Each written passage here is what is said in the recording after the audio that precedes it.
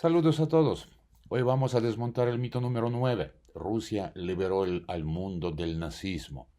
Suena épico, ¿verdad?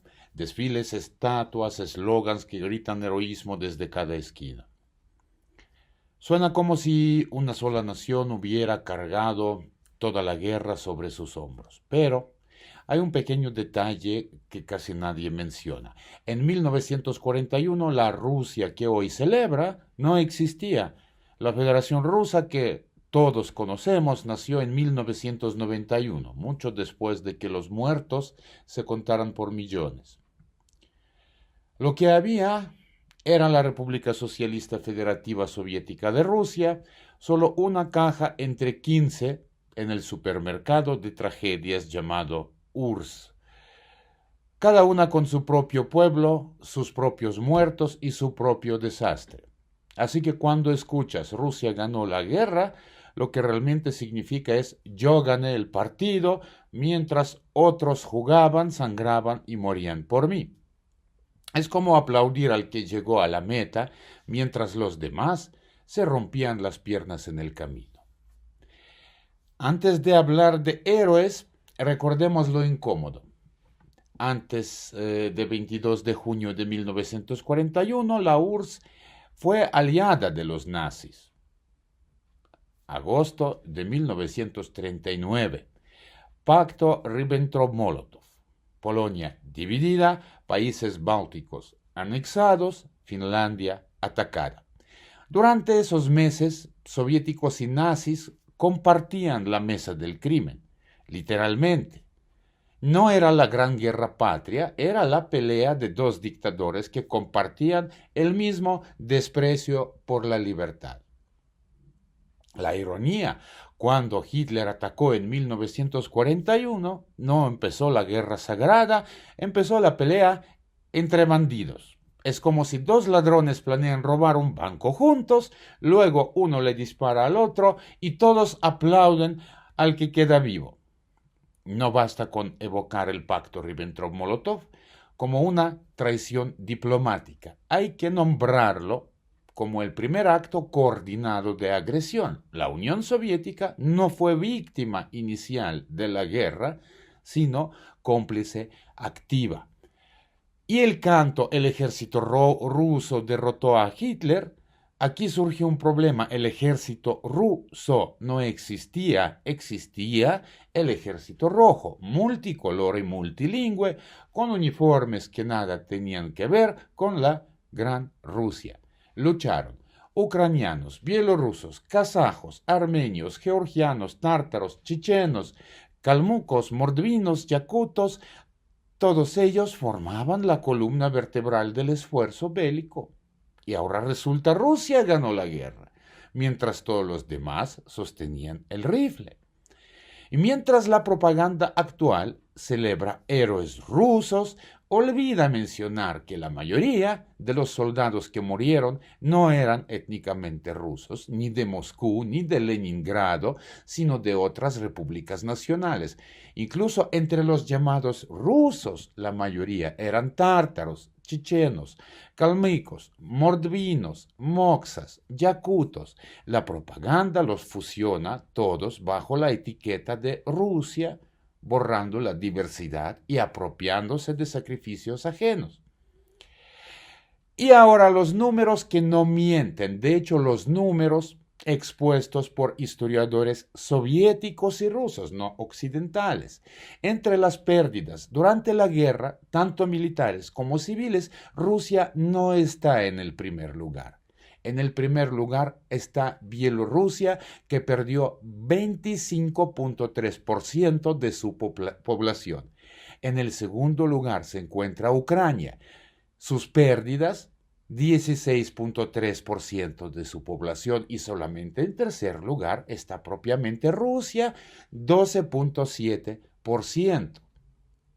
Bielorrusia perdió más población proporcionalmente que cualquier otro país europeo, y que Ucrania fue el escenario de algunas de las masacres más sistemáticas, Babin Yar, Koryukivka y miles de aldeas arrasadas. La ocupación no fue solo territorial, fue existencial.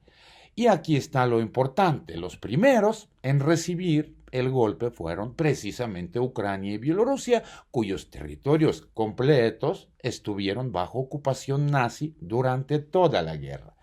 En cambio, la República Socialista Federativa Soviética de Rusia, propiamente dicha, la ocupación alemana afectó aproximadamente 1.3 millones de kilómetros cuadrados, es decir, alrededor de 8% de su territorio, mientras que la RSFSR en 1941 tenía 16.9 millones de kilómetros cuadrados.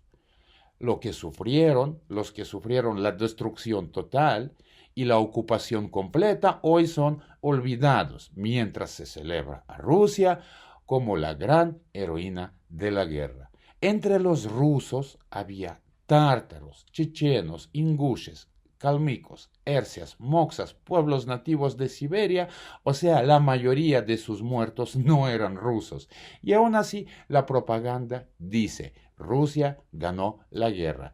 Es como decir, yo hice la fiesta mientras los vecinos pagaron todo y limpiaron después. Imaginemos la tragedia. En Bielorrusia, 1 de cada 4 personas murió. En Ucrania, 1 de cada 6.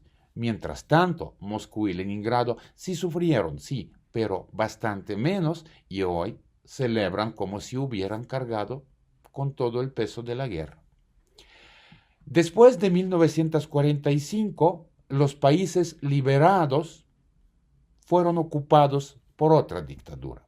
Polonia, Hungría, Checoslovaquia, los países bálticos, todos bajo la Estrella Roja, campos de concentración de la libertad socialista, desfiles, estatuas, liberaron de Hitler para imponer miedo, censura y control durante décadas. La liberación no fue una mano amiga, fue un reemplazo de un tirano por otro.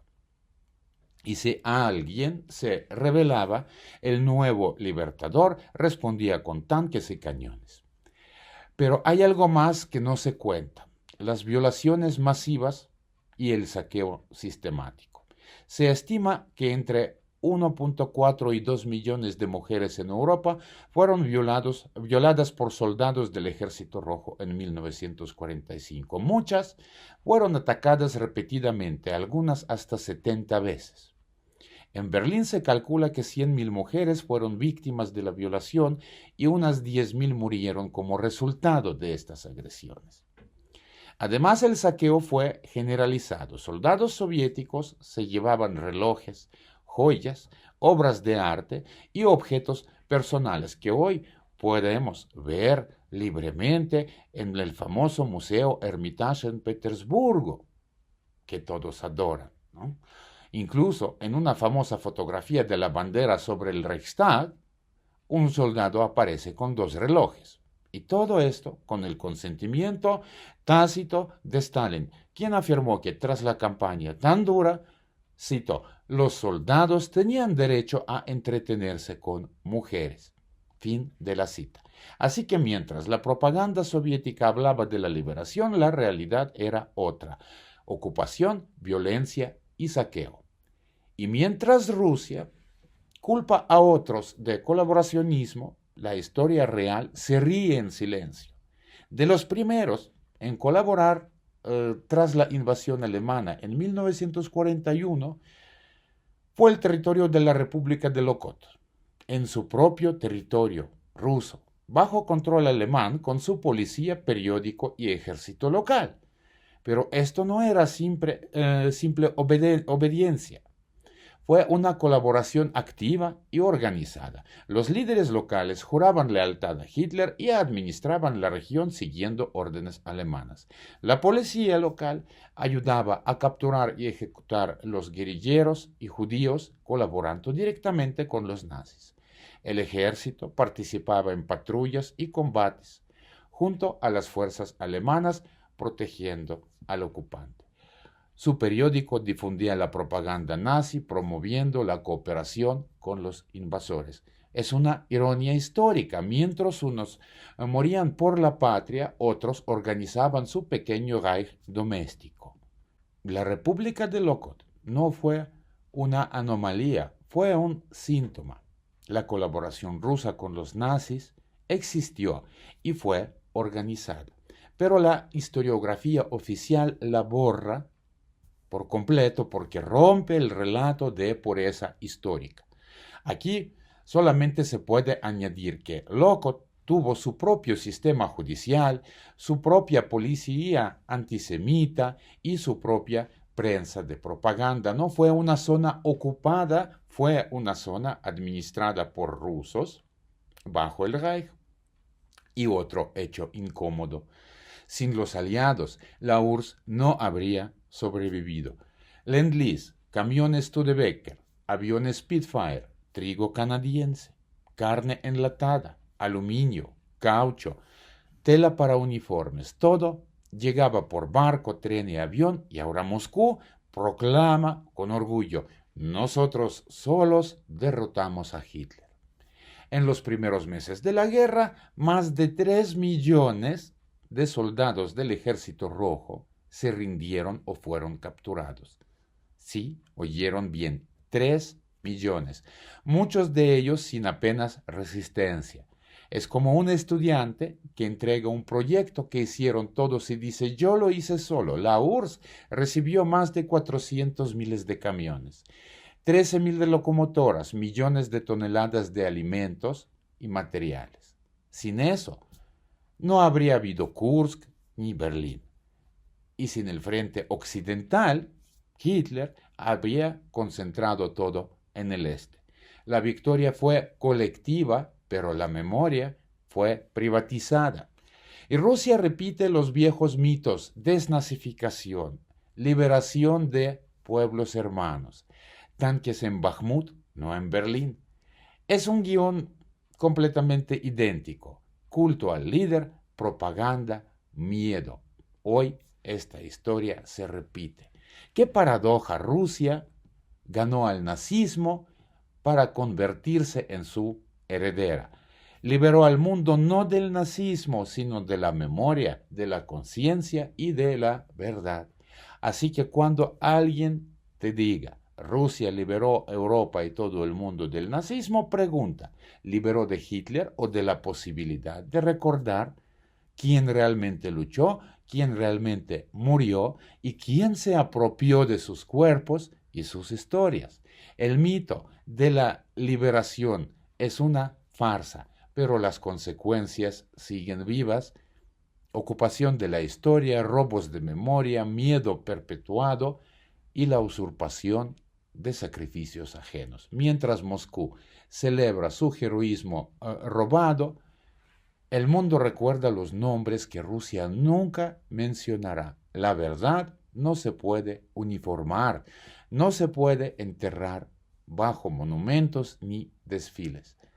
Hoy desmontamos el mito número 9 y queda claro: Rusia nunca liberó al mundo del nazismo, solo se apropiaron de la victoria ajena y la convirtieron en propaganda. La verdadera liberación no fue una bandera sobre Reichstag, sino los nombres que no están en los monumentos, los pueblos que murieron sin ser nombrados, los que resistieron sin ser celebrados y los que fueron violados y saqueados por quienes decían traer libertad.